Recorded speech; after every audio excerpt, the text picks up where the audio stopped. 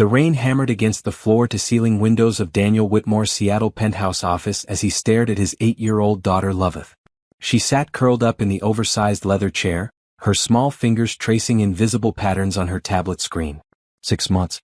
6 long, painful months since she had spoken a single word. Daniel's hands shook as he remembered that terrible night when the police officer stood at their door, hat in hand, delivering news that would shatter their perfect world. His wife Rebecca had been driving home from her book club when a drunk driver ran a red light. The impact killed her instantly. Since that moment, Loveth had retreated into a world of complete silence. "Loveth, sweetheart," Daniel whispered, his voice catching in his throat. "Would you like to have lunch with Daddy today?" The little girl didn't even look up. Her dark brown eyes remained fixed on the tablet, though Daniel knew she wasn't really seeing whatever was on the screen. Dr. Patricia Morgan, the third child therapist they had tried, had left just an hour ago with the same defeated expression as the others. "Mr. Whitmore," she had said, gathering her papers with obvious frustration, "Loveth shows no signs of trauma-induced mutism recovery.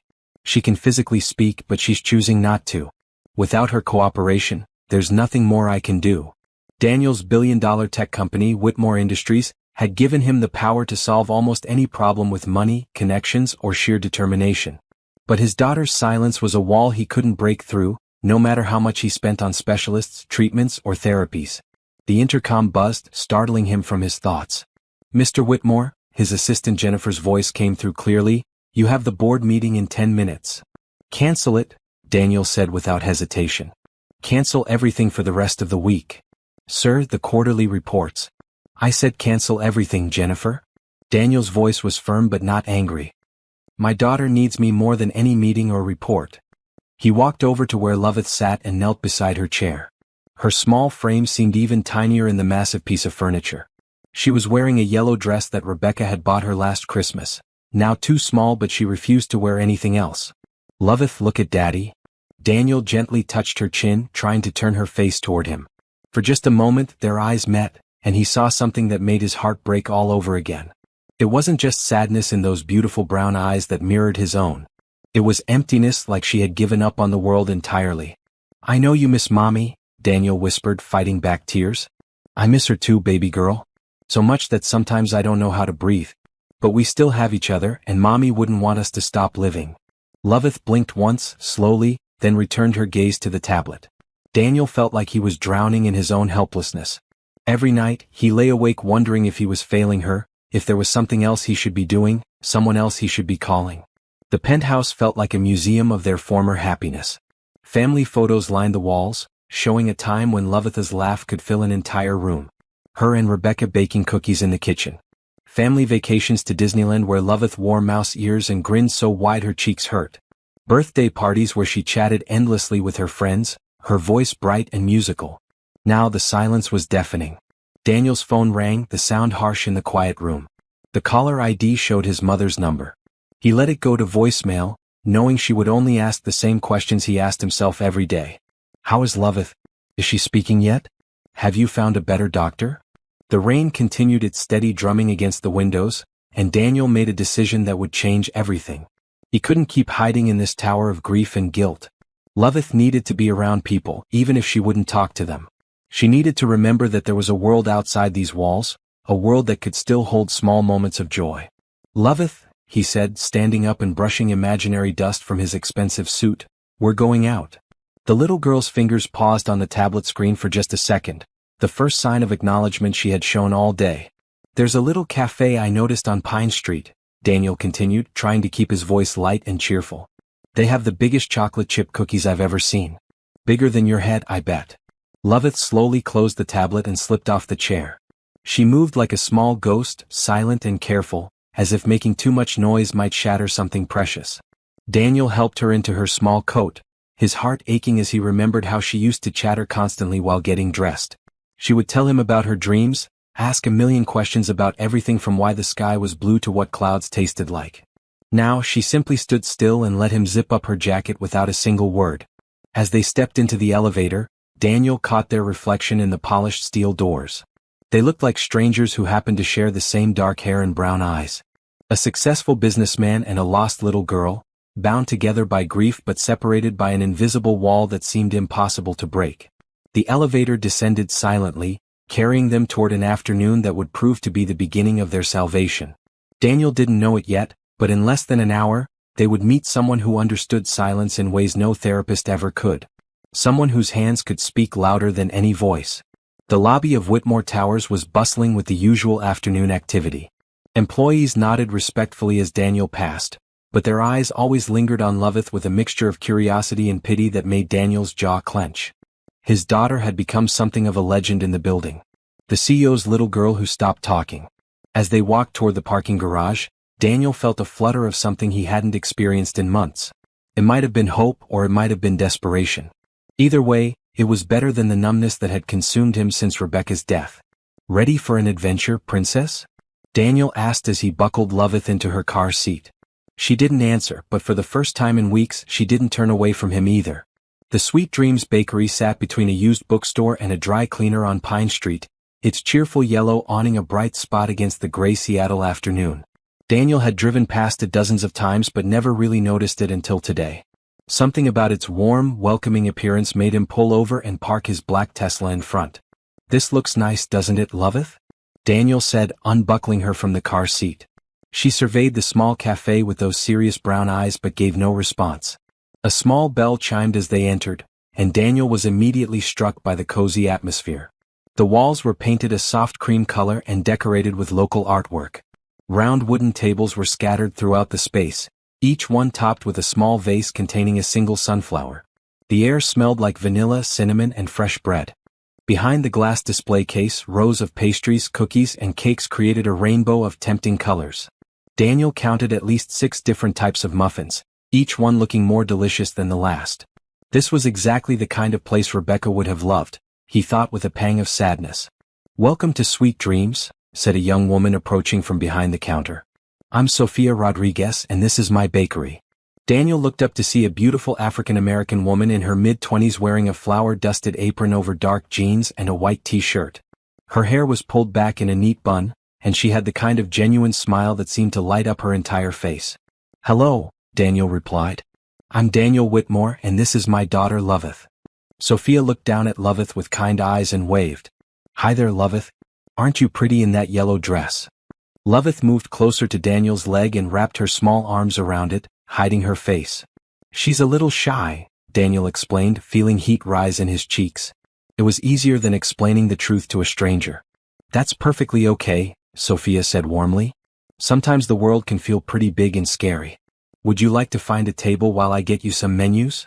Daniel chose a table by the window where Loveth could watch people walking by on the sidewalk.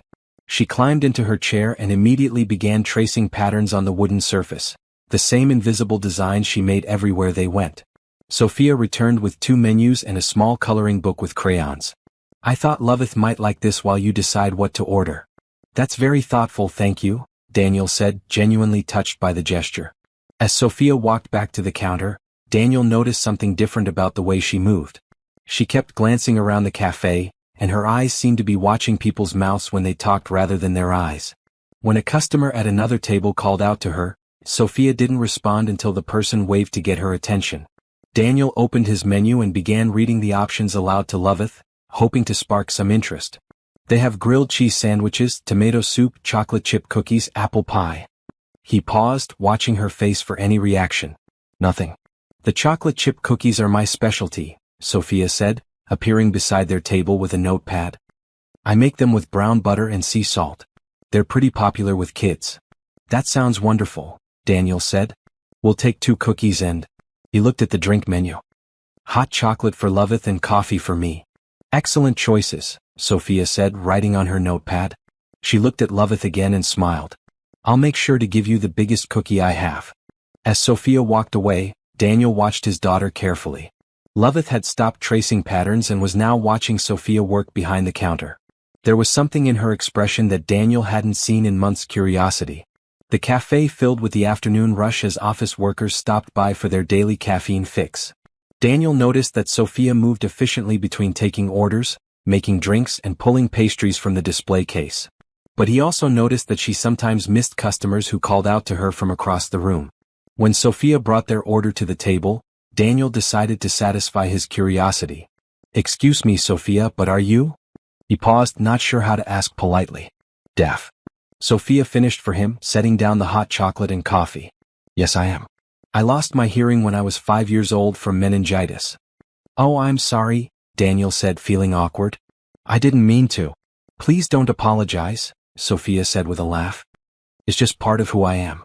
I read lips pretty well and I've learned to manage just fine. She placed an enormous chocolate chip cookie in front of Loveth, and Daniel was amazed to see his daughter actually look up and make brief eye contact with Sophia. Wow, look at that cookie, Loveth, Daniel said encouragingly. It's bigger than a dinner plate. Sophia knelt down beside Loveth's chair so they were at eye level. I made this one especially for you, she said, her voice clear and gentle. I hope you like it. Then something extraordinary happened. Sophia began moving her hands in graceful, flowing gestures while she spoke. Daniel realized she was using sign language, probably out of habit. Loveth's eyes widened as she watched Sophia's hands. For the first time in 6 months, Daniel saw genuine interest spark in his daughter's face. Sophia noticed Loveth's attention and smiled. She continued signing while speaking aloud. The secret ingredient is love. That's what makes all good food taste better. Loveth tilted her head to one side, studying Sophia's hand movements with intense concentration. Then, to Daniel's complete shock, his daughter slowly lifted her own small hands and tried to copy one of Sophia's gestures. The movement was clumsy and uncertain, but it was the first voluntary communication Loveth had attempted since her mother's death. Daniel's heart pounded so hard he was sure everyone in the cafe could hear it. Sophia's eyes lit up with understanding. Do you want to learn? She asked Loveth, both speaking and signing. Loveth nodded. Actually nodded. Daniel gripped the edge of the table so tightly his knuckles went white. This means, hello, Sophia said, showing Loveth a simple wave-like gesture. And this means, thank you. Loveth carefully copied both signs, her little face scrunched up in concentration. When she successfully mimicked the thank you sign, Sophia clapped her hands together and beamed. Perfect. You're a natural, Sophia praised, and Loveth's mouth curved into the tiniest smile. Daniel felt tears prick his eyes. It was the first smile he had seen from his daughter in half a year. He wanted to jump up and shout with joy, but he was afraid of breaking the magical moment unfolding before him. Would you like to learn more? Sophia asked Loveth. This time, Loveth's nod was more enthusiastic. She pushed the untouched cookie aside and leaned forward, giving Sophia her complete attention. For the next 20 minutes, Sophia taught Loveth basic signs while other customers came and went. Daniel sat in amazed silence, watching his little girl engage with another person for the first time in months. She learned signs for please, more, happy, and cookie. When they were finally ready to leave, Loveth surprised everyone by signing, thank you, to Sophia without being prompted. You're very welcome, sweetheart, Sophia signed back before speaking aloud to Daniel. She's incredibly bright. Children often learn sign language faster than adults. I can't thank you enough, Daniel said, his voice thick with emotion. She hasn't communicated with anyone since her mother died 6 months ago. Sophia's expression softened with understanding. I'm so sorry for your loss. Grief can make us feel like we're trapped in a world where no one understands us. As they prepared to leave, Loveth tugged on Daniel's sleeve and pointed to Sophia, then made a gesture with her hands. What is it, sweetheart? Daniel asked. Loveth pointed to herself, then to Sophia, then made a questioning gesture with her hands raised. Sophia understood immediately. She's asking if she can come back and learn more. Daniel looked at his daughter's hopeful face and felt something shift in his chest. Would you like that, Loveth? To come back tomorrow? Loveth nodded eagerly and then did something that made Daniel's breath catch in his throat. She walked over to Sophia and hugged her legs just the way she used to hug Rebecca. Sophia gently patted Loveth's back and looked up at Daniel with tears in her eyes. We'll be here every day at the same time. I'd love to teach her more. As they walked back to the car, Daniel noticed that Loveth's steps seemed lighter. She wasn't dragging her feet or walking like every movement was an effort. She clutched the paper bag containing her uneaten cookie and looked back at the bakery several times. Did you have fun, princess? Daniel asked as he buckled her into her car seat. Loveth looked directly at him and signed thank you, the gesture Sophia had taught her. It wasn't a spoken word, but it was communication. It was hope. As Daniel drove home, he felt something he hadn't experienced since Rebecca's death. For the first time in 6 months, he was genuinely excited about tomorrow. Daniel woke up the next morning to find Loveth sitting at the kitchen table, practicing the hand gestures Sophia had taught her the day before. She was signing hello and thank you over and over, her small face serious with concentration. "Good morning, sweetheart," Daniel said, pouring himself a cup of coffee. "Are you ready to go see Sophia today?" Loveth looked up at him and nodded enthusiastically, then signed please, a gesture she must have remembered from their lesson. Daniel's heart swelled. It was such a small thing, but it felt like a miracle. During the drive to Sweet Dreams Bakery, he found himself actually humming along to the radio for the first time in months. The yellow awning came into view, and Daniel could see Loveth bouncing slightly in her car seat with excitement. When they entered the bakery, Sophia waved from behind the counter and signed, "Hello," to Loveth. Loveth immediately signed back, her face breaking into a smile that reached her eyes. "Look who remembered," Sophia said, coming around the counter to greet them. "You practiced, didn't you?" Loveth nodded and showed Sophia all the signs she had been working on that morning. Each gesture was more confident than the day before. "I'm impressed," Sophia said to Daniel. "Most people need much more repetition to remember signs this clearly." They took the same table by the window, and this time Loveth didn't hide behind Daniel's leg.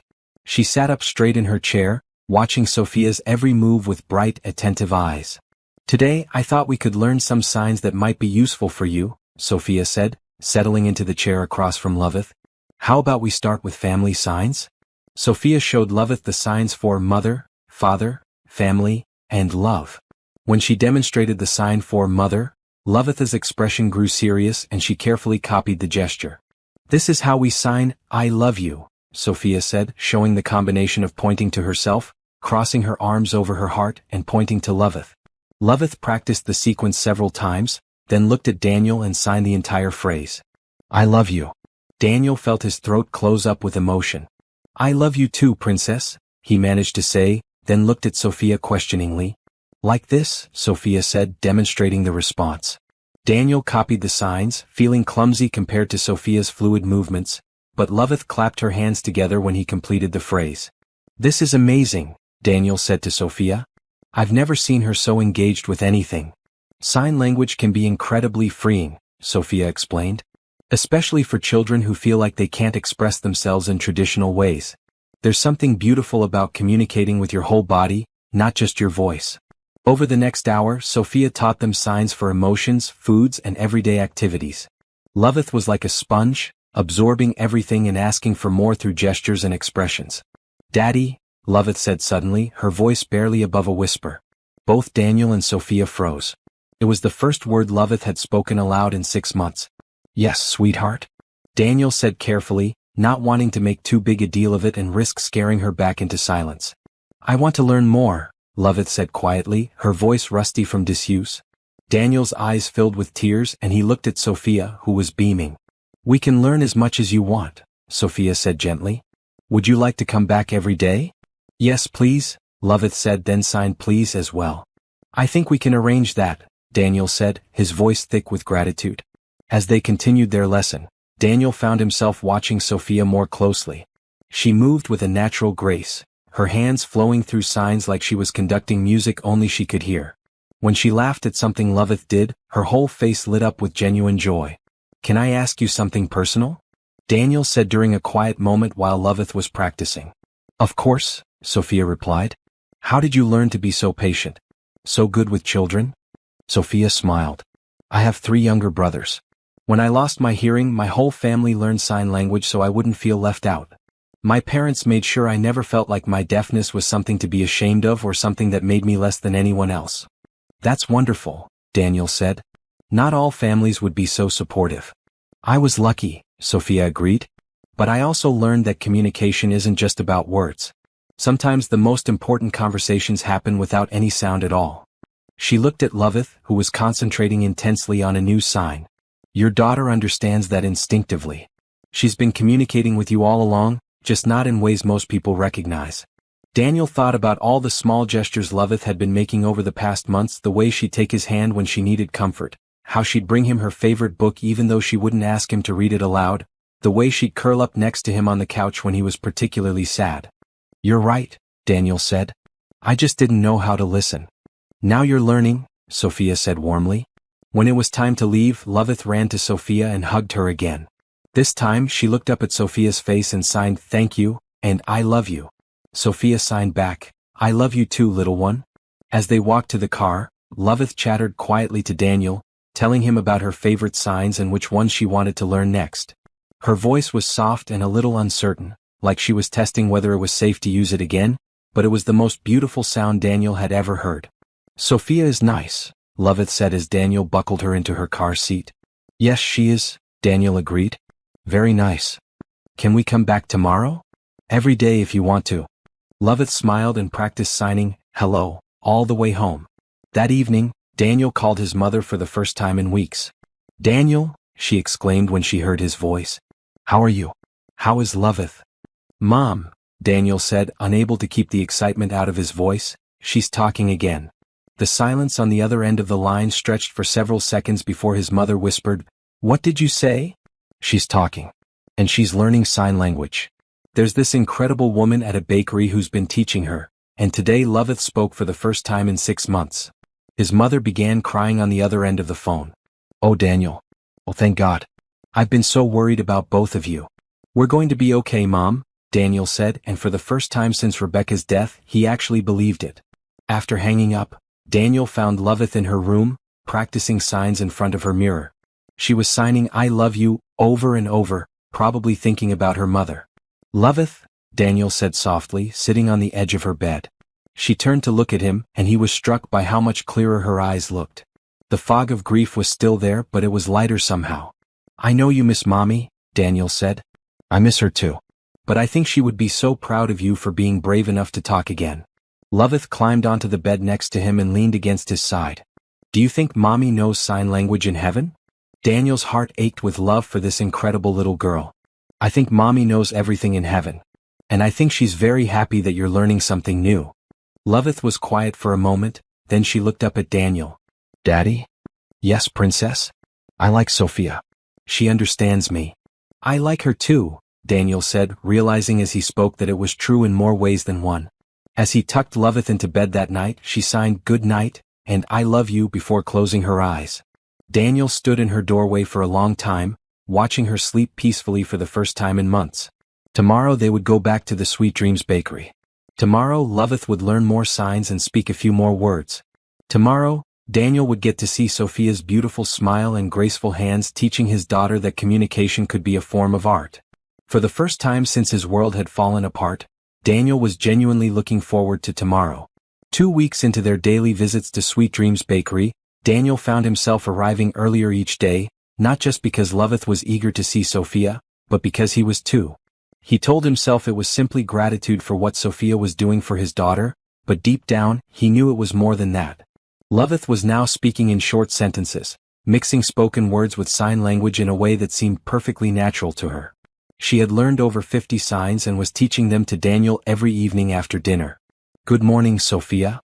Loveth called out as they entered the bakery, signing the greeting simultaneously. Good morning, my little star, Sophia signed back, then spoke aloud for Daniel's benefit. You're early today. Daddy didn't have any meetings, Loveth explained, climbing into their usual chair by the window. So we came right after breakfast. Daniel smiled at Sophia, feeling that familiar flutter in his chest when she smiled back. I hope you don't mind us taking over your table every day. Are you kidding? You two are my favorite customers, Sophia said warmly. Besides, Loveth is helping me with something very special. What's that? Daniel asked, settling into his chair. Sophia disappeared behind the counter and returned with a large poster board covered with pictures and words. I'm creating a visual menu for deaf customers who might not be comfortable with lip reading. Loveth has been helping me test which pictures are clearest. Daniel examined the poster with amazement. Each menu item was represented by a beautifully clear photograph alongside printed words and basic sign language illustrations. This is incredible, Daniel said. You made all of this? Photography was my hobby before I opened the bakery, Sophia explained. I figured there was no reason I couldn't combine both interests to help my community. Loveth bounced in her chair with excitement. Show Daddy the sign for muffin, Sophia. As Sophia demonstrated the sign, Daniel found himself studying her face instead of her hands. There was something about the way she moved, the confidence she carried herself with, that fascinated him. She had turned what many people might see as a limitation into a strength, building a business and creating resources for others. Sophia, Daniel said carefully, Can I ask how you started this bakery? It couldn't have been easy. Sophia settled into the third chair at their table, something she had started doing more often as the weeks passed. Honestly, it was terrifying. Banks weren't eager to loan money to a young deaf woman with no restaurant experience. But I had saved every penny from my job at a commercial kitchen, and my family helped with the down payment. What made you want to open your own place instead of continuing to work for someone else? I got tired of being invisible, Sophia said simply. In most kitchens, communication is all verbal. Lots of shouting and rapid-fire instructions. I was constantly asking people to repeat themselves or missing important information. I knew I was good at baking, but I felt like I was always playing catch-up. She gestured around the cozy cafe.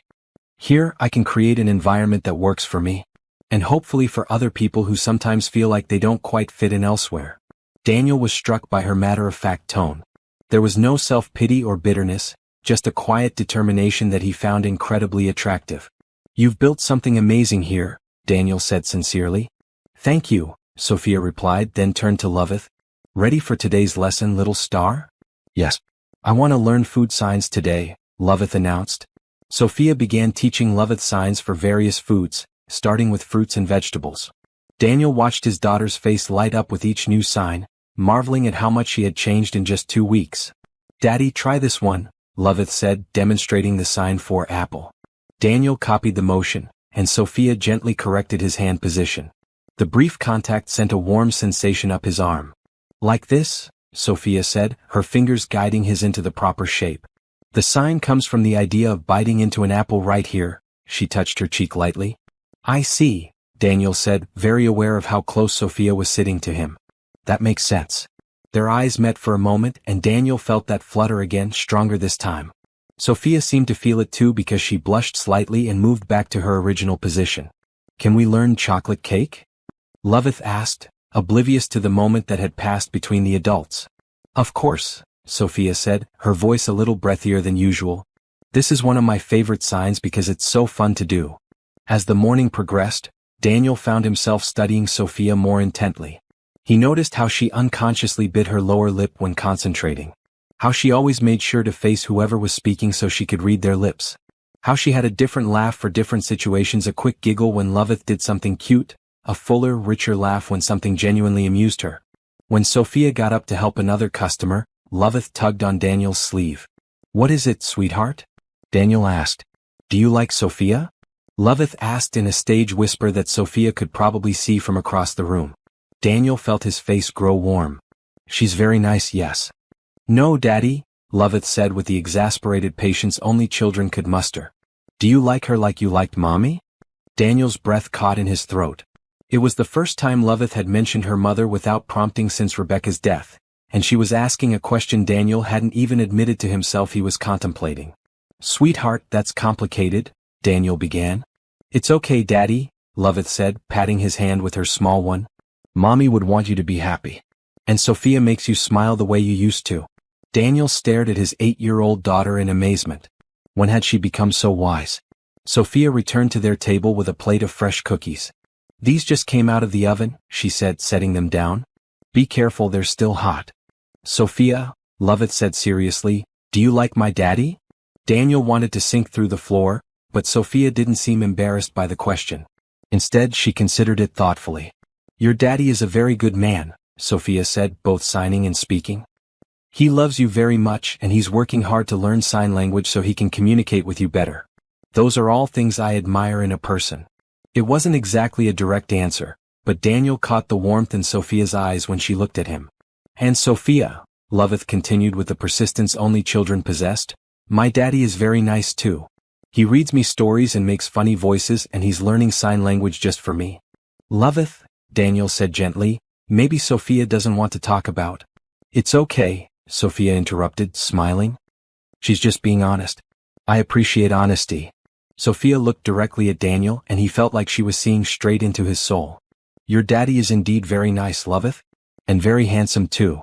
Daniel felt his heart skip a beat. Had she really just said that? I think so too, Loveth agreed matter-of-factly, then bit into her cookie. These are really good, Sophia. Thank you, little star, Sophia said, but her eyes remained on Daniel for a moment longer. The rest of their visit passed in a comfortable haze. Daniel found himself paying more attention to Sophia than to the sign language lesson, noticing the way she unconsciously tucked a strand of hair behind her ear when she was thinking, how her hands moved like graceful dancers even when she wasn't signing. When it was time to leave, Loveth gave Sophia her usual goodbye hug, but this time she whispered something in Sophia's ear that made the young woman's eyes widen slightly. "What did you tell her?" Daniel asked as they walked to the car. "I told her that you look at her the way Prince Eric looked at Ariel in The Little Mermaid," Loveth said innocently. Daniel groaned. "Loveth, you can't just say things like that." "Why not?" "It's true," Loveth said, climbing into her car seat. "And I think Sophia likes it when you look at her like that." As Daniel drove home, he couldn't stop thinking about what his daughter had observed. Was he really that obvious? And if so, how did Sophia feel about it?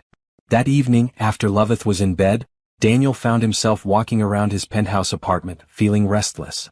For the first time in months he was thinking about something other than grief and worry. He was thinking about Sophia's laugh, her gentle patience with Loveth, the way she had built something beautiful from nothing. He was thinking about the possibility that maybe, just maybe, there could be room in his heart for someone new without diminishing what he had felt for Rebecca. His phone buzzed with a text message from an unknown number. "Hi Daniel, this is Sophia. I hope you don't mind that I got your number from the business card you left for the tip jar. I wanted to thank you for bringing Loveth in every day. She's brought so much joy to the bakery. Also, I was wondering if you'd like to bring her to the farmer's market with me on Saturday? I'm doing a booth there and I thought she might enjoy seeing where I get some of my ingredients. No pressure. Sophia." Daniel stared at the message for a full minute before typing back. "We would love that. What time should we meet you?" Her response came quickly. "Perfect. How about 9 a.m. at the Pike Place Market main entrance? Wear comfortable shoes, will be doing lots of walking." Daniel smiled as he set his phone down. For the first time since Rebecca's death, he was genuinely excited about weekend plans that didn't involve therapists or grief counselors. Saturday couldn't come fast enough. Saturday morning arrived with unexpected sunshine, a rare treat in Seattle's typically gray autumn weather. Daniel found himself taking extra care with his appearance, choosing a casual navy sweater and dark jeans instead of his usual business attire. "Daddy, you look nice," Loveth commented as she practiced her signs at the breakfast table. "Are you trying to look handsome for Sophia?" "I just want to look presentable for our outing," Daniel replied, but he couldn't deny that Sophia had been on his mind when he chose his clothes. "You always look handsome," Loveth said loyally. "But today you look extra handsome." They arrived at Pike Place Market to find Sophia waiting by the main entrance, wearing a bright yellow sundress that made her skin glow and her smile even more radiant. She had a large canvas bag slung over her shoulder and looked completely at ease in the bustling market environment. "Good morning." Sophia signed and spoke as they approached. "Perfect weather for market day." "Good morning, Sophia," Loveth signed back, then ran to give her a hug. "I've been practicing all week." "I can tell," Sophia said, watching as Loveth demonstrated several new signs she had learned. "You're getting so good at this." Daniel felt that familiar warmth spread through his chest as he watched Sophia interact with his daughter. There was something so natural about the way they communicated, as if they had known each other for years instead of weeks. "So, where do we start?" Daniel asked. "Follow me," Sophia said, leading them into the maze of vendors and stalls. "First stop is my favorite produce vendor. Mrs. Chin has the best organic fruits and vegetables in the city." They wove through the crowded market, past flower vendors and fishmongers, street musicians and artists selling handmade crafts. Sophia moved confidently through the chaos, clearly comfortable in this environment. "Mrs. Chen," Sophia called out as they approached a colorful produce stand. "I'd like you to meet my friends." An elderly Asian woman looked up from arranging apples and broke into a wide smile when she saw Sophia. She immediately began speaking and signing at the same time. "Mrs. Chin is deaf too," Sophia explained to Daniel and Loveth. "She taught me some of my first signs when I started shopping here."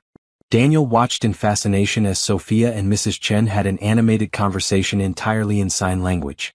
Their hands moved so quickly and fluidly that it looked like an intricate dance. "What are they talking about?" Loveth whispered. "Mrs. Chen is telling Sophia about the new varieties of apples she got in this week," Daniel said, surprised that he could follow some of the conversation. "And Sophia is telling her about you." Mrs. Chen turned to Loveth and signed something with a warm smile. "She says you have beautiful eyes and she can tell you're very smart," Sophia translated. Loveth beamed and carefully signed "thank you" to Mrs. Chen, who clapped her hands together in delight. Sophia selected various fruits and vegetables, explaining to Loveth where each item came from and how she would use them in her baking.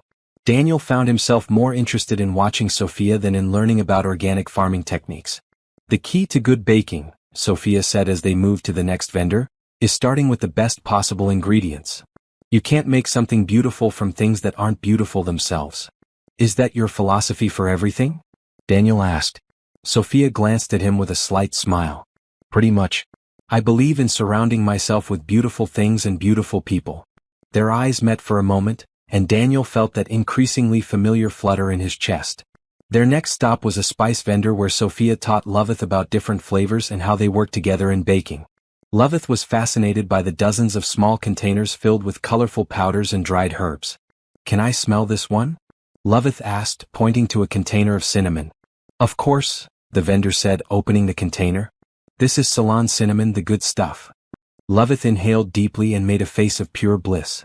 It smells like Christmas. That's exactly right, Sophia said. Smell is one of the most important parts of baking. If something doesn't smell right, it won't taste right either. As they continued through the market, Daniel noticed how many people knew Sophia. Vendors waved to her, other customers stopped to chat, and several people signed brief greetings as they passed. She was clearly a beloved part of this community. You're pretty popular here, Daniel observed. I've been coming here every Saturday for 3 years. Sophia explained. It's one of my favorite places in the city. There's something special about a place where people from all walks of life come together to share food and culture. They stopped at a cheese vendor where Sophia was selecting ingredients for a new recipe she was developing. While she discussed different types of aged cheddar with the vendor, Daniel found himself studying her profile. The way the morning light caught the curves of her face, the concentration in her expression as she evaluated different options. Daddy, Loveth said quietly, tugging on his sleeve. You're doing it again. Doing what? Daniel asked, though he suspected he knew. Looking at Sophia like Prince Eric, Loveth said with a giggle. Daniel glanced around to make sure Sophia was still occupied with her cheese selection. Loveth, we need to talk about when it's appropriate to make observations like that. But I'm right, aren't I? Loveth pressed. You do like her. Daniel knelt down so he was at eye level with his daughter. Sophia is a wonderful person and she's helped you so much. I'm very grateful to her. That's not what I asked, Loveth said with the persistence of an 8-year-old who knew she was onto something. Before Daniel could formulate a response, Sophia returned with her cheese selections. Ready for the final stop? I want to show you where I get my honey. The honey vendor's stall was toward the back of the market, away from the main crowds. The elderly man behind the counter had a long gray beard and kind eyes that crinkled when he smiled. Sophia, my dear, he called out when he saw them approaching. Right on time for the Saturday special. Daniel Loveth, this is Mr. Patterson, Sophia said. He's been keeping bees for 40 years and makes the most incredible honey in Washington state. Please call me George, the man said, shaking Daniel's hand. Any friend of Sophia's is a friend of mine. George showed Loveth different types of honey, explaining how the flavor changed depending on what flowers the bees visited. He let her taste wildflower honey, clover honey, and a special blackberry blossom variety that was Sophia's favorite. This is my secret ingredient, Sophia told Loveth. I use it in my cinnamon rolls and several of my cake recipes. It tastes like sunshine, Loveth declared after sampling the blackberry blossom honey. That's poetry right there, George said with a hearty laugh. Young lady, you have an excellent palate. While Sophia completed her honey purchase, George pulled Daniel aside. That's a special woman you've got there, George said quietly. Sophia's been coming here since she opened her bakery, rain or shine. Never missed a Saturday, even when she was so sick with the flu she could barely stand up. She's not exactly my... Daniel began. Son, George interrupted with a knowing smile, I've been married to the same woman for 43 years. I know what a man looks like when he's falling in love. The question is, what are you going to do about it? Daniel glanced over at Sophia, who was teaching Loveth the sign for honey, while they waited. I don't know, Daniel admitted. It's complicated. The best things in life usually are, George said. But that doesn't mean they're not worth pursuing. As they prepared to leave the market, Sophia suggested they stop at a small cafe for lunch. The outdoor seating area overlooked Elliott Bay, and the autumn sun made everything look golden and perfect. This has been wonderful, Daniel said as they settled at a table with their sandwiches. Thank you for including us in your Saturday routine. Thank you for coming, Sophia replied. It's nice to share this place with people who appreciate it. Loveth was busy practicing the new signs she had learned throughout the morning, creating little stories that combined food signs with the emotions and family signs she already knew. Look, Daddy, Loveth said, signing as she spoke. Sophia gives me honey happiness. Honey happiness? Daniel repeated. You know the warm, sweet feeling you get when you taste Mr. George's honey, Loveth explained. That's how Sophia makes me feel. Daniel looked at Sophia, who was watching Loveth with such genuine affection that it made his heart ache. Sophia gives me honey happiness too, Daniel found himself saying. Sophia's eyes widened slightly, and a beautiful blush crept across her cheeks. I'm glad, she said softly. Because both of you give me honey happiness as well.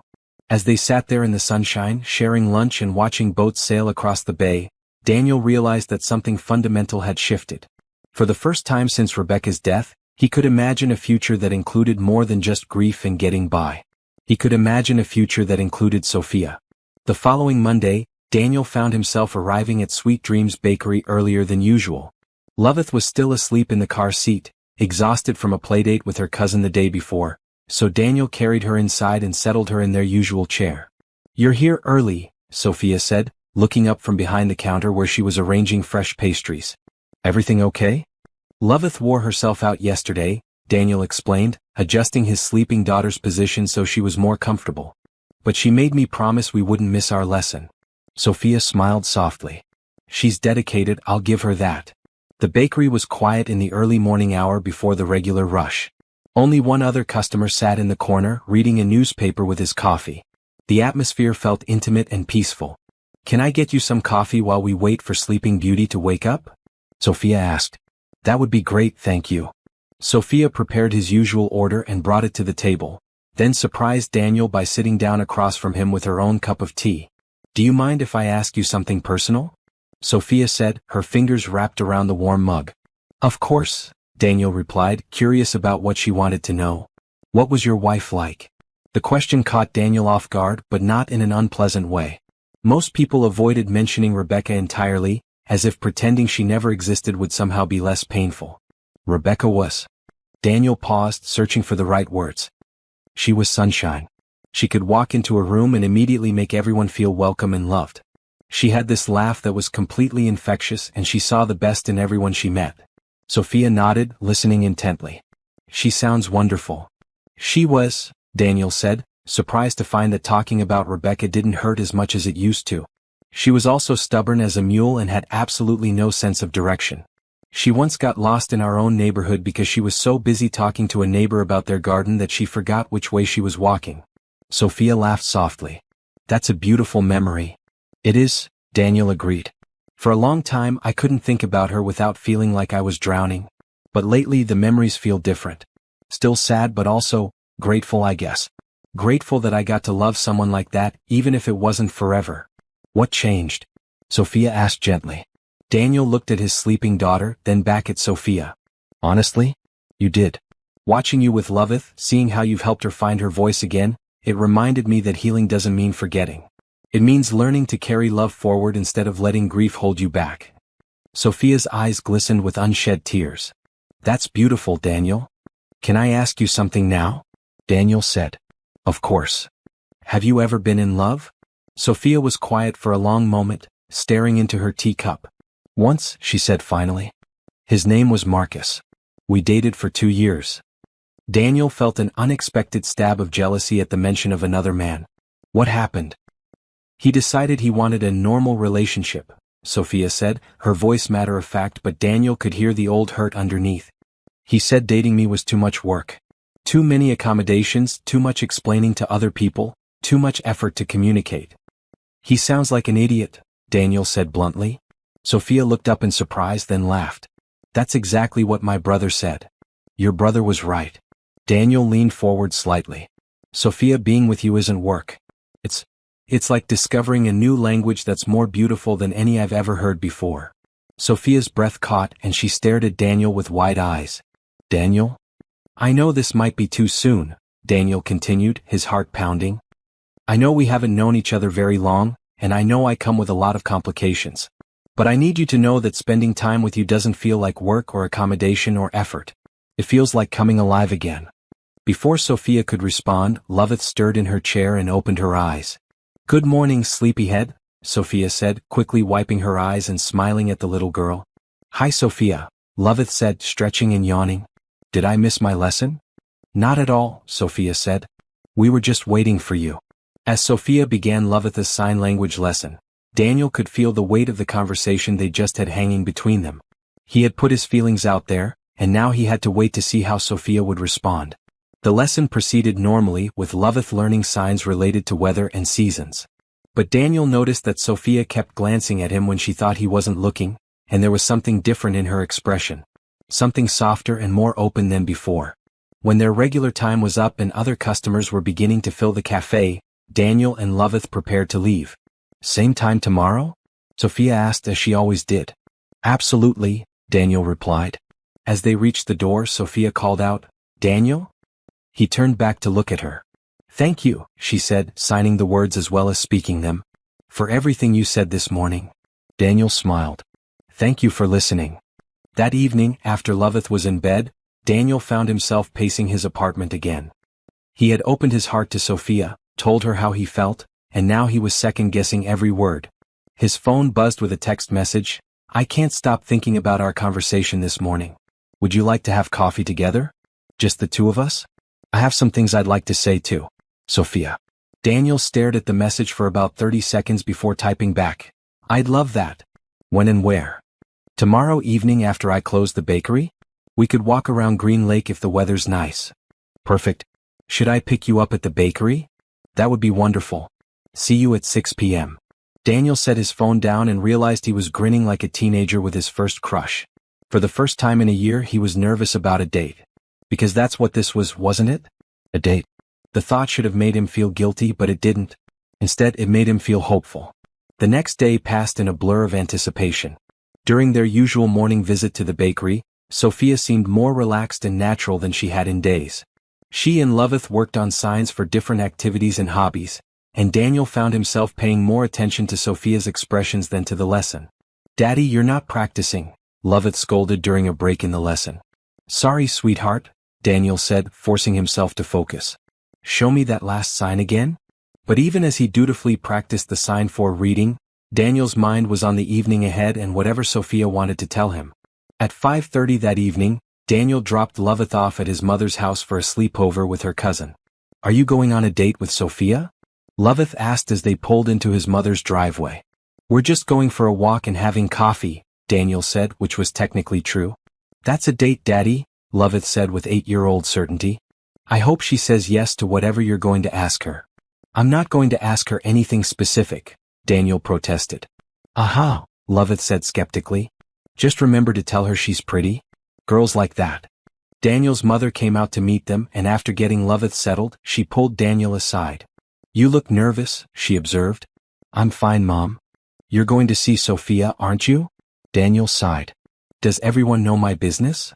When you're glowing like a Christmas tree, it's not hard to figure out, his mother said with a smile. I'm happy for you, Daniel. From what Loveth tells me, Sophia sounds like a wonderful woman. She is, Daniel said. I just hope. Hope what? I hope I'm not making a mistake.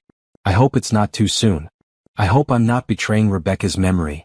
His mother took his hands in hers. Daniel, Rebecca loved you. If she could see you now, she wouldn't want you to spend the rest of your life alone. She'd want you to be happy. How can you be so sure? Because that's what love is, his mother said simply. Love wants the beloved to flourish, even if that means moving forward without them. As Daniel drove toward the bakery, his mother's words echoed in his mind. Love wants the beloved to flourish. Maybe it was time to let himself flourish again. He found Sophia waiting outside Sweet Dreams Bakery, wearing jeans and a soft gray sweater, her hair loose around her shoulders. She looked beautiful and nervous and hopeful all at once. Ready for that walk? Daniel asked, offering her his arm. Ready, Sophia said, linking her arm through his. As they walked toward Green Lake in the golden evening light, Daniel felt like he was standing on the edge of something new and wonderful and terrifying. Whatever Sophia wanted to tell him, whatever happened next, he was ready to listen with his whole heart.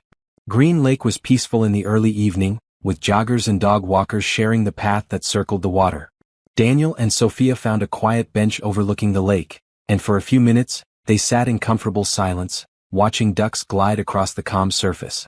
"Thank you for meeting me," Sophia said finally, turning to face Daniel on the bench. "Thank you for asking," Daniel replied. "I've been thinking about our conversation yesterday all day." Sophia took a deep breath as if gathering courage. "I need to tell you something about myself. About why Marcus really left." Daniel felt his stomach tighten. "You don't have to." "Yes, I do," Sophia interrupted gently. If this is going somewhere, you need to know the whole truth." She looked out over the water, her hands clasped tightly in her lap. "Marcus didn't just leave because dating me was too much work. He left because I couldn't give him something he wanted." Daniel waited, sensing that this was difficult for her to share. "I can't have children," Sophia said quietly. "I found out when I was 23. It's a genetic condition related to the same illness that took my hearing. Marcus said he wanted a family and I couldn't give him that." Daniel felt a wave of anger toward a man he'd never met. "Sophia, I'm so sorry. Both for the diagnosis and for how he handled it." "I've made peace with it mostly," Sophia continued. "But I wanted you to know before we go any further. I know you have Loveth and she's wonderful, but if you want more children someday—" "Sophia," Daniel said, reaching for her hands. "Look at me." She turned to meet his eyes, and he could see the vulnerability and fear there.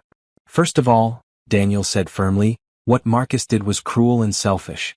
You deserve someone who loves all of you, not someone who reduces you to what you can or can't do for them." Sophia's eyes filled with tears, but she didn't look away. "Second," Daniel continued, "I have never wanted anything more than I want you to be part of our family.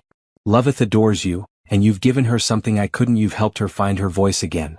You've helped me find mine too." "Daniel," Sophia whispered. "I love you," Daniel said, the words coming easier than he'd expected. "I love your strength and your kindness and the way you make Loveth laugh. I love how you've built something beautiful with your hands and your heart. I love the way you move through the world with such grace and confidence." Tears were flowing freely down Sophia's cheeks now. "I love you too," she said. "I've been trying not to, telling myself it was too complicated, too soon, too risky. But I can't help it. I love you and I love Loveth, and I can't imagine my life without both of you in it." Daniel reached up to wipe the tears from her cheeks, then leaned forward and kissed her softly. It was a gentle kiss, full of promise and hope and the kind of tenderness that comes from two people who have both known loss and are choosing to love again anyway. When they broke apart, Sophia was smiling through her tears. "So what happens now?" she asked. "Now we figure it out together," Daniel said. "All three of us." They walked hand in hand around the lake as the sun set, talking about their hopes and fears, their dreams for the future. Daniel told Sophia about his work and his goals for the company. Sophia shared her dreams of expanding the bakery and creating more resources for the deaf community. "I've been thinking about something," Daniel said as they completed their circuit of the lake. "You mentioned yesterday that it was hard to get financing for the bakery." "It was," Sophia confirmed. "But I managed eventually. What if you didn't have to worry about financing anymore? What if you could expand exactly the way you wanted to, without limitations?" Sophia stopped walking and looked at him suspiciously. "Daniel, what are you thinking?" "I want to invest in Sweet Dreams Bakery," Daniel said. "Not as a business takeover or anything like that. As a partnership. You keep full creative and operational control, but you get the capital to expand and hire help and create all the programs you've talked about." Sophia was quiet for a long moment, and Daniel worried he had overstepped. "That's incredibly generous," Sophia said finally. "But I can't accept that kind of help. It wouldn't be fair to you." "Why not?" Because what if this doesn't work out between us? What if we try dating and it falls apart? Then you'd be stuck in business with your ex-girlfriend, and I'd feel like I took advantage of your feelings." Daniel smiled. "Sophia, I'm not offering this investment because I have feelings for you. Well, not only because of that. I'm offering it because Sweet Dreams is a good business with incredible potential, run by someone I trust completely. But, let me finish," Daniel said gently. "I've been looking for ways to use my resources to make a real difference in the community. What you're doing at the bakery, creating an inclusive space and employing people who might not get opportunities elsewhere, that's exactly the kind of impact I want to support." Sophia bit her lower lip, clearly torn between desire and caution. "Besides," Daniel added with a grin, "if things don't work out between us romantically, You'll just have to settle for being stuck with me as a business partner who thinks you're brilliant. Sophia laughed despite her concerns. You make it sound so simple. Maybe it is, Daniel said. Maybe we're overthinking it. You need capital, I have capital. You're creating something beautiful and important, I want to support beautiful and important things. Everything else is just details we can work out with lawyers. What would Loveth think? Sophia asked. Are you kidding? She'd be thrilled. She's already planning your wedding from what I can tell. Sophia blushed. She mentioned something about that yesterday. Something about wanting to be the flower girl. See? She's way ahead of us. They had reached Daniel's car, but neither seemed ready for the evening to end. So, Daniel said, leaning against the car door, what do you say? Partners? Sophia looked at him for a long moment, then stepped closer and kissed him again, this kiss longer and more certain than the first.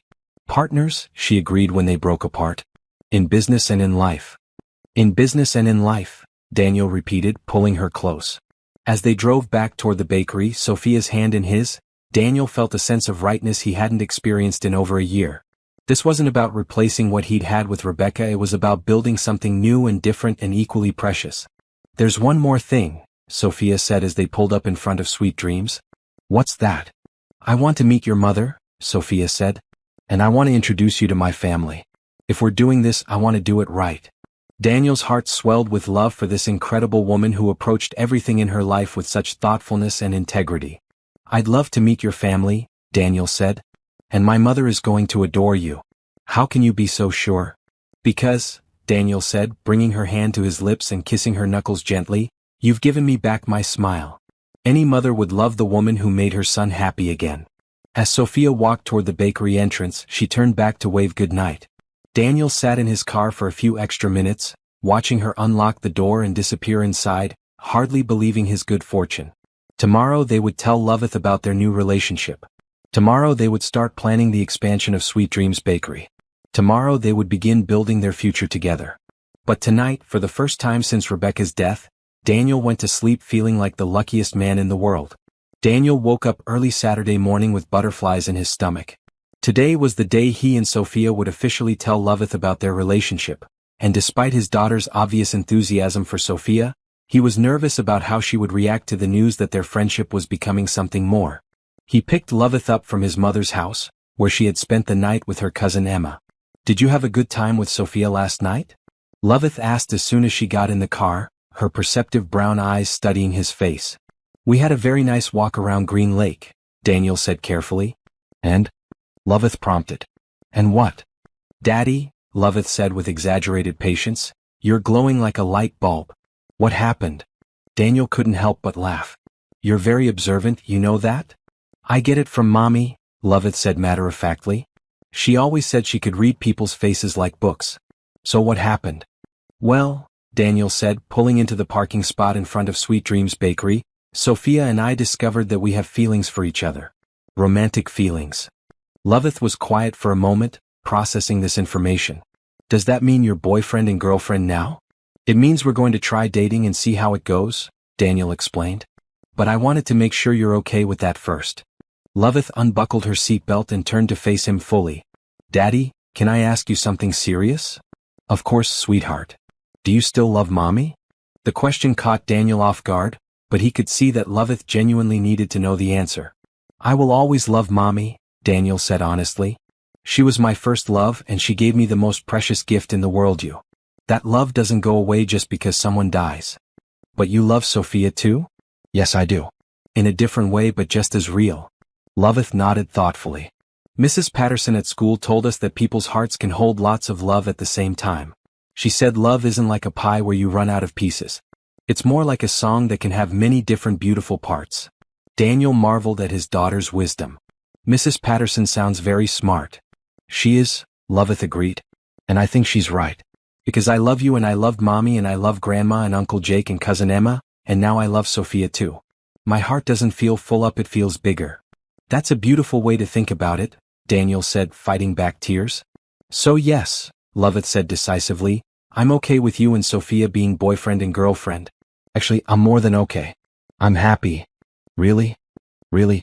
Sophia makes you smile the way you used to before Mommy died. And she makes me feel understood and special. I think we should definitely keep her. Daniel laughed at his daughter's matter-of-fact assessment. Well, I'm glad we have your approval. They entered the bakery to find Sophia arranging a display of autumn-themed cupcakes. She looked up when she heard the bell and smiled at both of them, though Daniel noticed a slight nervousness in her expression. Good morning, Sophia said, signing as she spoke. How are my favorite people today? We have news. Loveth announced, bouncing on her toes with excitement. Oh, Sophia said, looking questioningly at Daniel. We told her about us, Daniel explained. And she has some thoughts on the matter. Sophia knelt down so she was at eye level with Loveth. What do you think, little star? I think you and Daddy should definitely be together, Loveth said seriously. And I think we should be a family. All three of us. Sophia's eyes filled with tears. You really think so? I really think so, Loveth confirmed. But I have some conditions. Conditions? Daniel asked, amused. Yes, Loveth said, holding up one finger. First, Sophia has to come to my school play next month. I'm playing a tree, and trees are very important in stories. Sophia looked at Daniel, who nodded encouragingly. I would be honored to come to your school play, Sophia said, both signing and speaking. I've never seen anyone play a tree before. Second, Loveth continued, holding up another finger, we have to have family movie nights. With popcorn and hot chocolate. That sounds perfect, Sophia agreed. And third, Loveth said very seriously, you have to teach Daddy to make your chocolate chip cookies so he can make them for me when you're not around. Sophia laughed.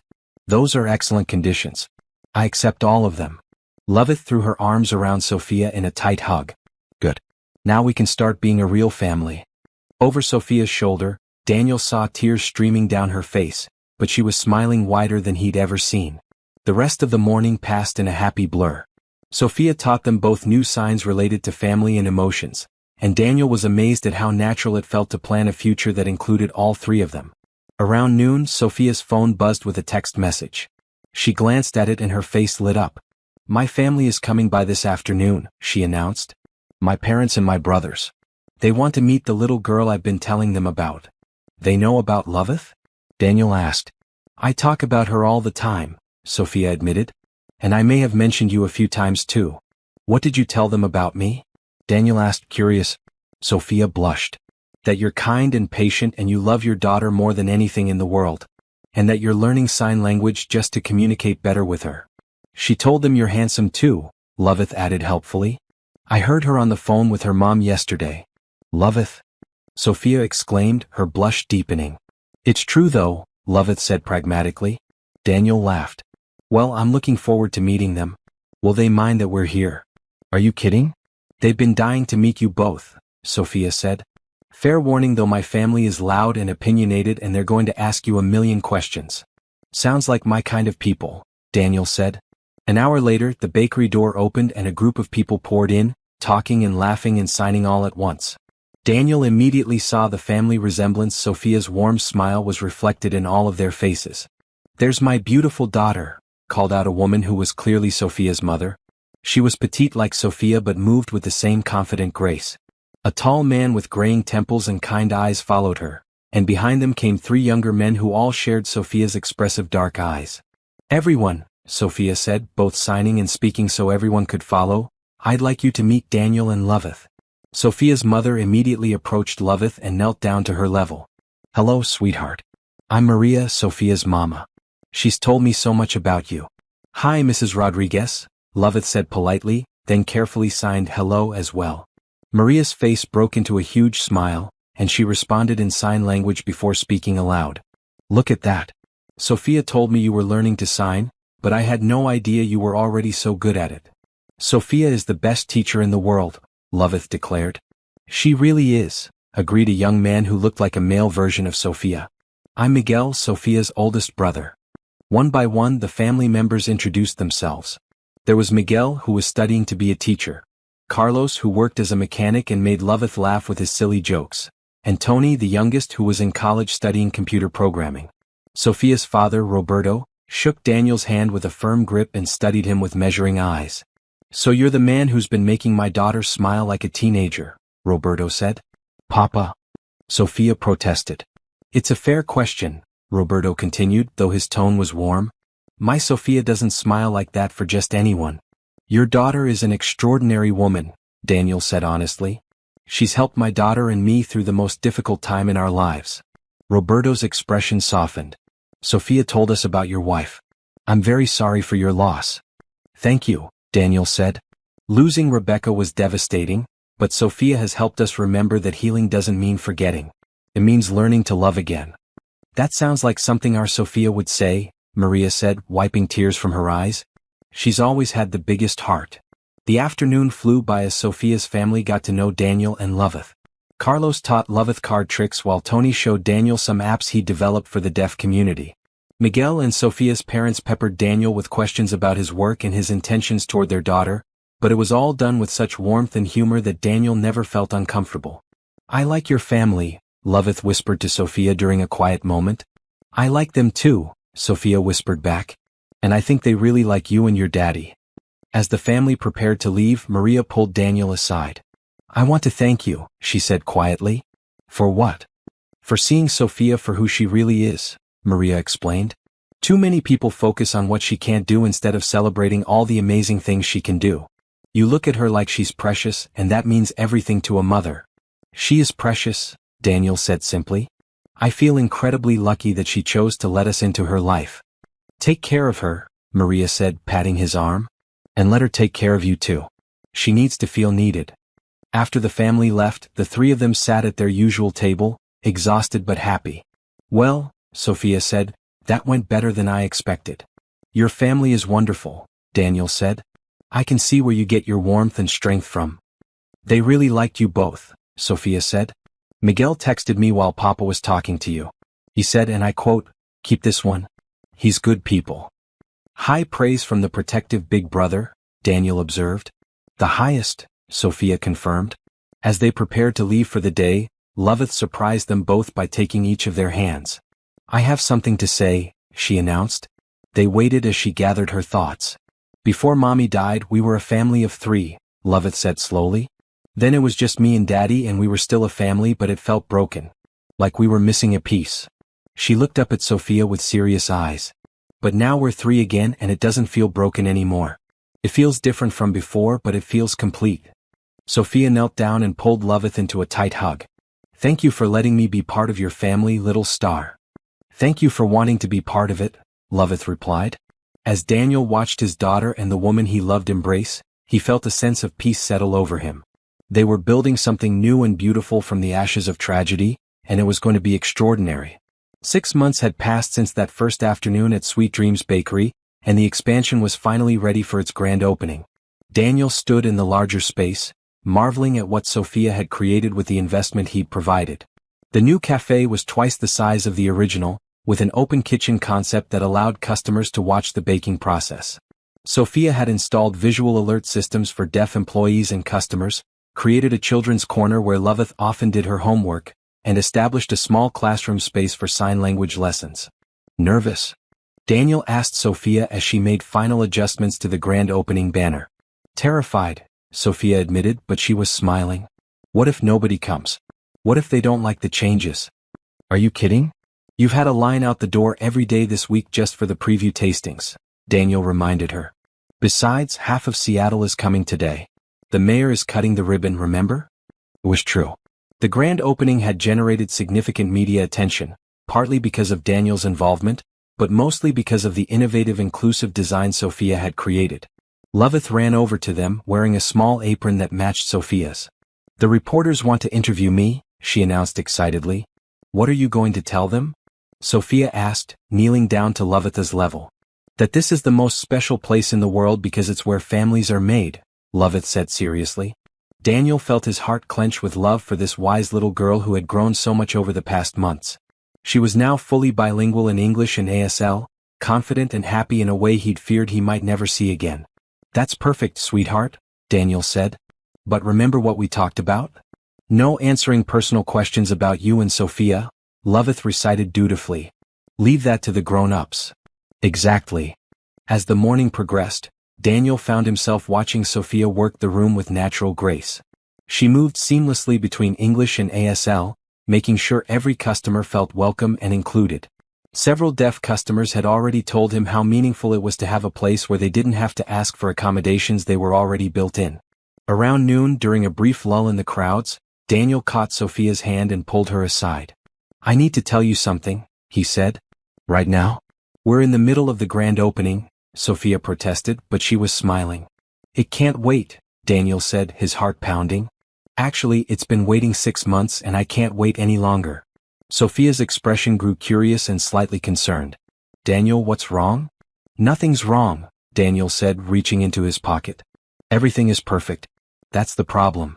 He pulled out a small velvet box and dropped to one knee right there in the middle of the busy cafe. The entire room seemed to freeze. Conversations stopped, cameras started flashing, and Daniel heard Loveth gasp with excitement somewhere behind him. "Sofia Rodriguez," Daniel said, opening the box to reveal a simple but elegant diamond ring. "You saved my daughter's voice and you saved my heart.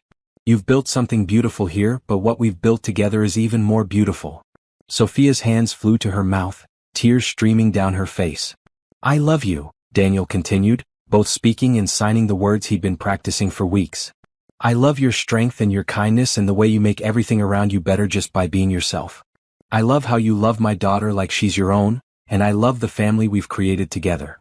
He took a shaky breath and asked the question that would change everything. "Will you marry me?" For a moment, Sophia was so overcome with emotion that she couldn't speak or sign.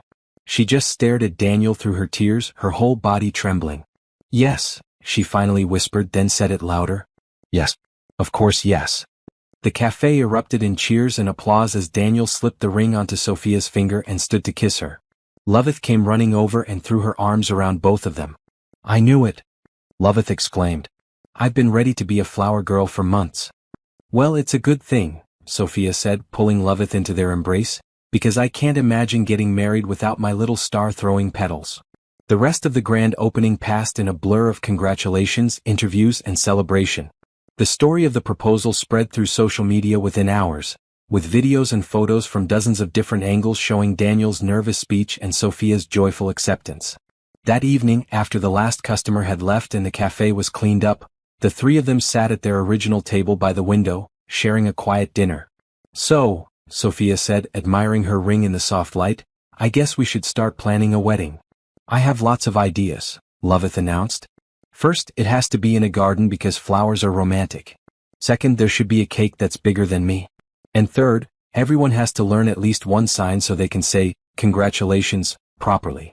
"Those are excellent requirements," Daniel said seriously. "What else?" "You have to wear a pretty dress, Sophia, but not too fancy because you need to be able to sign in it. And Daddy has to promise not to cry even though he totally will." "I make no such promises," Daniel said, reaching for Sophia's hand across the table. "I've been crying happy tears for months now." "Happy tears are okay," Loveth decided. "Just not sad tears." "Deal?" Daniel agreed. As they sat there planning their future, Daniel marveled at how much their lives had changed since that first desperate afternoon when he'd brought his silent daughter to a small cafe, hoping for any sign of connection. Sophia had given them both so much more than communication skills. She'd given them hope, healing, and a love that was strong enough to honor the past while embracing the future. "There's one more thing," Sophia said suddenly. "What's that?" Daniel asked. "I want to adopt Loveth," Sophia said, looking directly at his daughter. "Officially. If that's okay with both of you." Loveth's face broke into the biggest smile Daniel had ever seen. "Really? You want to be my mom? Like legally and everything?" "I would be honored to be your mom in every way possible," Sophia said, tears in her eyes again. "Yes, yes, yes," Loveth shouted, jumping up from her chair to hug Sophia. "This is the best day ever." Daniel watched his two favorite people embrace and felt his heart swell with so much happiness he thought it might burst. They had started as strangers brought together by circumstance and grief, but they had chosen to become a family bound by love and commitment and hope. "So," Daniel said when they finally broke apart, "Mrs. Rodriguez to be, what do you think about a spring wedding?" "I think," Sophia said, pulling both him and Loveth into another group hug, "that spring is the perfect time for new beginnings." Outside the cafe windows, the Seattle evening was gray and drizzly as always, but inside their little circle of love, everything was sunshine and possibility. 1 year later, Daniel stood at the altar of the Volunteer Park Conservatory, surrounded by tropical plants and spring flowers, watching his bride walk down the aisle. Sophia looked radiant in a simple ivory dress that allowed her to move her arms freely for signing, her hair adorned with small white flowers that Loveth had insisted upon. Loveth walked in front of Sophia, carefully scattering rose petals and beaming with pride. True to her predictions, she made the perfect flower girl, wearing a pale yellow dress that matched the daffodils blooming throughout the conservatory. The ceremony was conducted in both spoken English and ASL, with Sophia's brother Miguel serving as an interpreter for the deaf guests. Daniel had spent months learning the vows in sign language, determined to speak Sophia's first language when he promised to love her forever. "Do you, Daniel Whitmore," the officiant said, "take Sophia Rodriguez to be your wife, to love and cherish in sickness and in health, for richer or poorer, as long as you both shall live?" "I do," Daniel said aloud, then repeated it in sign language, his hands steady despite the tears streaming down his face. "Do you, Sophia Rodriguez, take Daniel Whitmore to be your husband, to love and cherish in sickness and in health, for richer or poorer, as long as you both shall live?" "I do," Sophia signed and spoke, her voice clear and strong. As they exchanged rings, Daniel looked out at the gathered crowd. His mother sat in the front row, crying happy tears and signing "beautiful" over and over. Sophia's entire family was there, along with what seemed like half of Seattle's deaf community and most of their regular cafe customers. But the person Daniel kept looking at was Loveth, who was standing beside Sophia as the maid of honor, practically vibrating with excitement. "By the power vested in me by the state of Washington," the officiant announced, "I now pronounce you husband and wife. You may kiss the bride." Daniel cupped Sophia's face in his hands and kissed her gently, then more passionately as the crowd erupted in cheers and applause and excited signing. When they broke apart, Sophia looked at Loveth and signed, "Ready to make it official, little star?" Loveth nodded eagerly and the officiant smiled. "We have one more ceremony to perform today. Loveth Whitmore, do you choose Sophia Rodriguez Whitmore to be your mother, to love and honor and trust as long as you both shall live?" "I do," Loveth exclaimed, then signed it as well. "I choose Sophia to be my mom forever and ever." "And Sophia Rodriguez Whitmore, do you choose Loveth Whitmore to be your daughter, to love and protect and guide as long as you both shall live?" "I do," Sophia said, kneeling down to hug Loveth. "I choose you to be my daughter, my little star, for all of time." The adoption ceremony was brief but meaningful, witnessed by the same crowd that had just celebrated the wedding. When it was over, Loveth threw herself into Sophia's arms. "Now we're a real family," Loveth announced to everyone present. "We've been a real family for a long time," Sophia said, standing up with Loveth still in her arms. "Now we just have the paperwork to prove it." The reception was held in the expanded Sweet Dreams Café, which Sophia had closed for the day and decorated with more flowers than Daniel had ever seen in one place. Tables were scattered throughout both the old and new sections, creating intimate spaces for conversation in multiple languages. During the dinner, Daniel stood to give a toast, speaking and signing simultaneously. "2 years ago," he began, "I thought my world had ended. I thought I'd lost everything that mattered, and I didn't know how to help my daughter find her way back to happiness." He looked at Sophia, radiant in her wedding dress, then at Loveth, who was sitting between them wearing a huge smile. "I was wrong," Daniel continued. "I hadn't lost everything. I just lost my way." And then we walked into a small bakery on Pine Street, and a beautiful woman with magical hands showed us that communication isn't just about words. It's about love and patience and the willingness to learn new ways of connecting. He raised his glass. "Sophia, you didn't just teach Loveth to sign. You taught both of us to hope again. You showed us that families can be built in many different ways, and that love is the only language that really matters." The crowd raised their glasses, and Daniel could see people crying happy tears throughout the room. "To Sophia," Daniel concluded, "the woman who saved our voices and our hearts. Thank you for choosing us." "To Sophia," the crowd echoed and everyone drank. Later, as the evening wound down and guests began to leave, Daniel found a quiet moment with his new wife on the small balcony overlooking Pine Street. "Any regrets?" he asked, pulling her close. "Only one," Sophia said, leaning into his embrace. "What's that?" "I wish Rebecca could have been here," Sophia said softly. "I would have liked to thank her for raising such an incredible daughter and for loving you in a way that taught you how to love again." Daniel felt tears prick his eyes. "She would have loved you, you know. She would have loved how you love Loveth, and she would have been grateful that you helped us find our way back to happiness." "You really think so?" "I know so," Daniel said, kissing the top of Sophia's head. "Because love wants the beloved to flourish. And we're definitely flourishing." They stood there in comfortable silence, watching the late evening bustle of Seattle below them. In the distance, they could hear Loveth inside the cafe, regaling the remaining guests with stories about her new family and her plans for the future. "What are you thinking about?" Sophia asked. "Everything," Daniel said. "The past, the present, the future. How sometimes the most beautiful things grow from the most difficult soil." "That's very poetic for a tech CEO," Sophia teased. "You've made me poetic," Daniel said. "Among other things." "What other things?" "Happy, hopeful, grateful, complete." Daniel turned Sophia to face him. "Ready to start our married life, Mrs. Rodriguez Whitmore?" "Ready," Sophia said, standing on her tiptoes to kiss him. "Though I have a feeling our married life is going to be just as chaotic and wonderful as our courtship has been."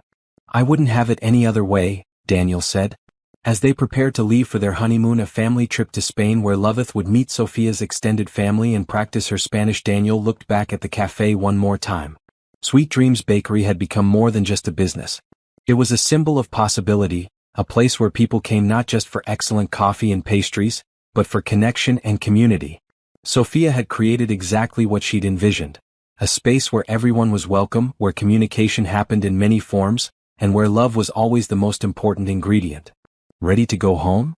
Sophia asked, linking her arm through his. "I am home," Daniel said, looking at his wife and hearing Loveth's laughter drift from inside the cafe.